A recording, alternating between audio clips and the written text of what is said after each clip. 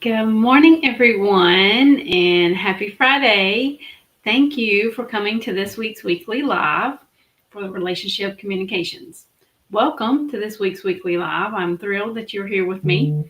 And for those of you joining us for the first time, I'm Lisa DeToffol, and I'm the founder of Relationship Communications. It's my online community where I work with established and aspiring entrepreneurs, and today I'm going to be your host for the Relationship Communications Weekly Live, which is my weekly live stream that airs every Friday morning at 10 a.m. Eastern Time. So I do hope that you will add that to your calendar and make plans to join me every Friday morning at 10 a.m. If you are joining me live, please do say hello and let me know where you're coming in from. And we are streaming on various different platforms. So if you happen to be watching this on YouTube, go ahead and hit that subscribe button or ring that bell so that you can be notified every time that we do go live. Now, my goal here is to share tactical and practical information to help you get to where you want to be faster than you can go on your own. I've been an entrepreneur for 7 years. I've made many mistakes, and I'm here to tell you I can help you move through them more quickly by sharing what I have learned through my experiences. So again, if you're joining live, please let me know that you're here and where you're coming in from. So today we are talking about better client communication. Very important topic. But before we dive into our topic for today, I want to introduce myself. So when I was a preschool teacher in 2017 and 25 years prior to that, I had dreamed of working from home. But I had been through 2 messy divorces and been a single mom twice, and it didn't seem possible at that time. I was the breadwinner for my household and a little scared to take that chance and step out and do anything on my own. Then I met my husband, Jeff, and with his support, I started a training program in 2018 and actually started my business, Tiger Eye Solution. So the training program taught me how to be a virtual assistant and taught me how to start my own business. So by the end of that program, I had a couple clients and have continued to grow my business. And now the Tiger Eye Solution team, which was established in 2021, every single year. And my life looks a whole lot different now than it did back then. So it is possible. If you're just starting out, I know all your fears. Set those aside if you can, and just keep taking one step forward every single day. And you will reach the goals that you want to reach. You will gain the clients that you want to gain, etc. So, better client communication. When you're a business owner, and how you communicate with your clients is very important. And sometimes communication may not be going well, and it's easy to blame the other person. But today I want to give you some tips on how to make sure that you're doing the best job at communicating, okay? Because it's very, very important.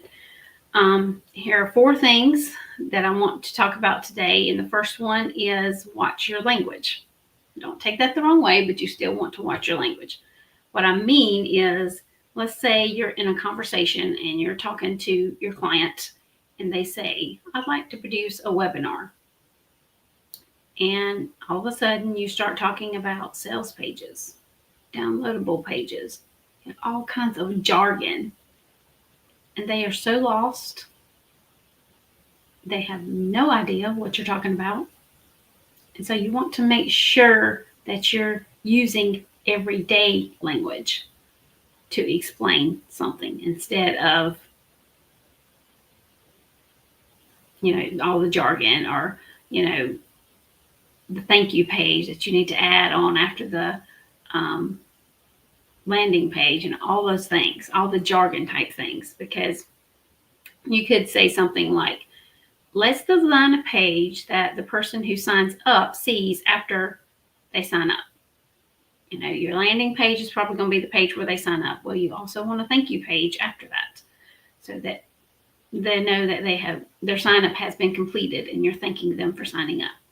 So with all you have to say is, let's just create a thank you page for those that do choose to sign up for your event. Very simple, and you know all that other stuff is going to be involved.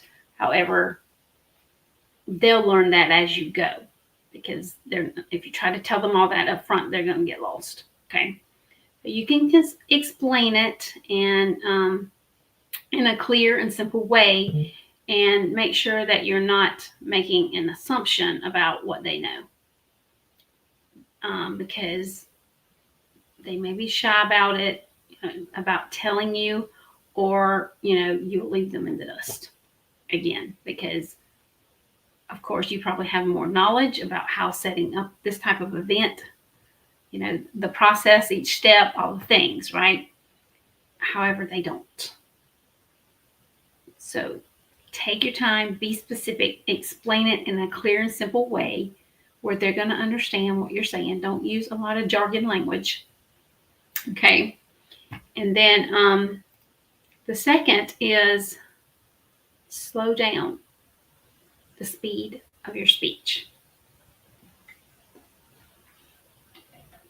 Now, this is important as well, because especially, you're not going to use all the jargon language, but when you are explaining it in a clear and simple way, you want to make sure they're understanding what you're saying, okay?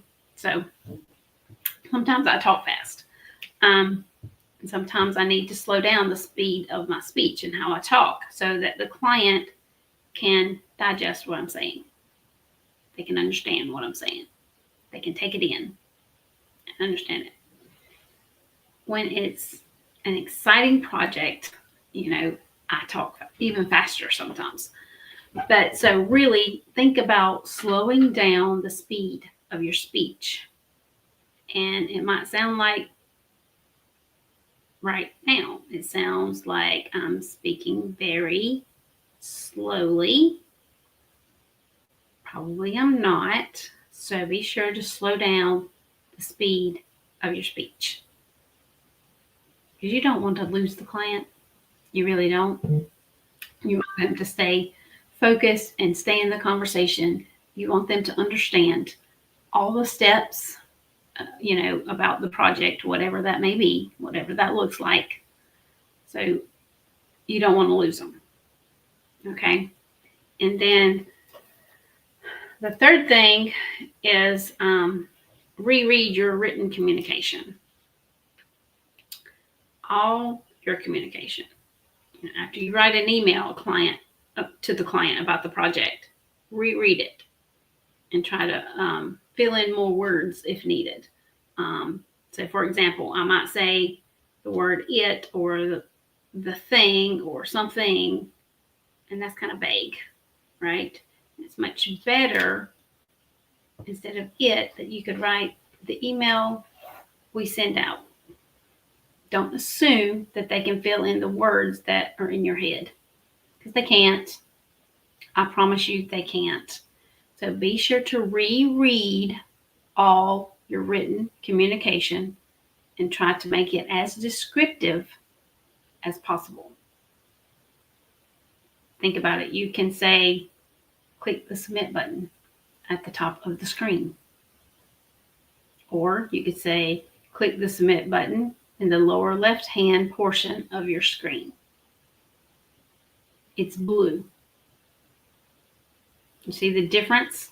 So make sure, I know it's very primary, and in explaining and breaking it down, but you have to do that, or you're going to lose them. They're not going to understand what you're saying or how to do XYZ. When you're asking them to fill out a form and hit the submit button, right? You have to make it as clear as possible. And the fourth thing is, ask yourself if it's time to stop talking. Okay? Think about when you are describing something. Do they need to know more? Do you need to go deeper? A client can say, can you help me organize my calendar? And you can say, yes, I would be happy to. Or you could say, I did that a few years ago with someone and it's been a while, but I think I can figure it out. They don't need to know all that detail. They just need to know if you can help them right there at that given time. So all you have to say is, yes, I can do that. If there's things that you have to figure out, you do that on your own. They don't have to know every little thing, right? Okay. So yes, you need to just stop talking and say simply, yes, I can help you with that. Okay. They may have questions, but think about when is the right time to ask them if they have questions. And do you really need the answer, or do you have the answers? Because again, we want to make sure we're being clear, direct, and not overwhelming the client, right? So when they're in a strain in communication, know that your client feels it too. If you're straining in the communication part of explaining something, know that your client is feeling that too. So make sure that you take your time and really think about how you're showing up through your communications with your clients, and by slowing down and explaining it in a simpler way makes that relationship stronger. And you definitely want to have good relationships with your clients, right? You want them to refer other people to you. You want them to, be repeat clients or customers, etc. So if you're building that relationship from the very beginning, when you first start working with them, and meet them where they are, explain things the way they can understand it, it's going to build that trust, the know, like, and trust factor. That can be done in various different ways, but this is one of those ways, is through your communication with them as well. So make sure you're making it as simple and clear as possible. Okay? So again, here's how you do it. You want to watch your language. Don't speak a lot of jargon. You want to slow down your speech. Don't go so fast that they get lost. You want to reread your written communication, your emails that you're sending to clients, to make sure it's going to be understandable for them when they read it, okay? And then ask yourself if it's time to stop talking. Because the more you talk, the more confused or overwhelmed they may get, depending upon what the project or what the thing is at that time, right?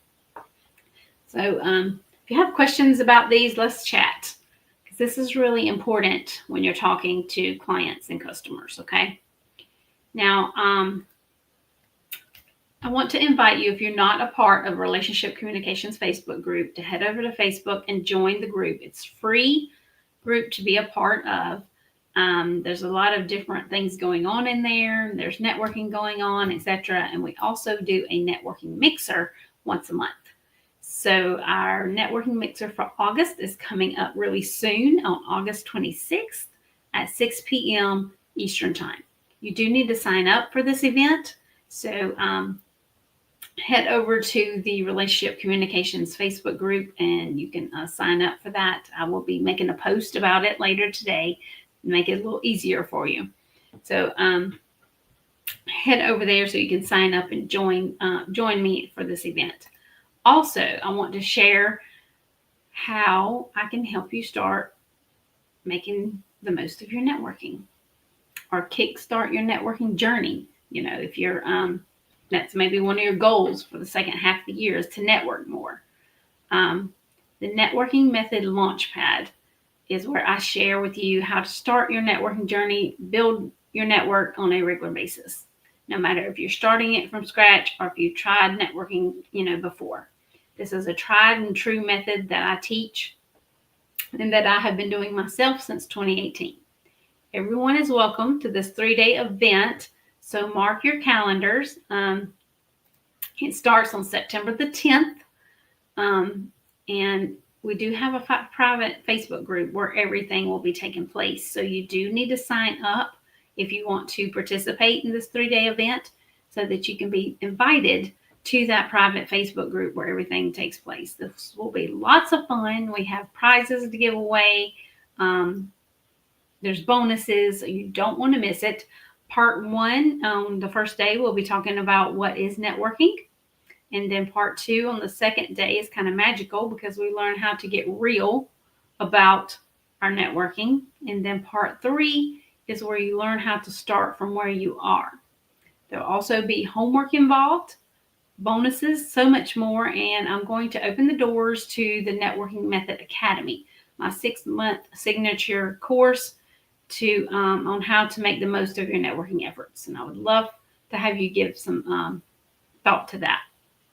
So again, if you have any questions about anything that I shared today, please reach out. Let's have a conversation.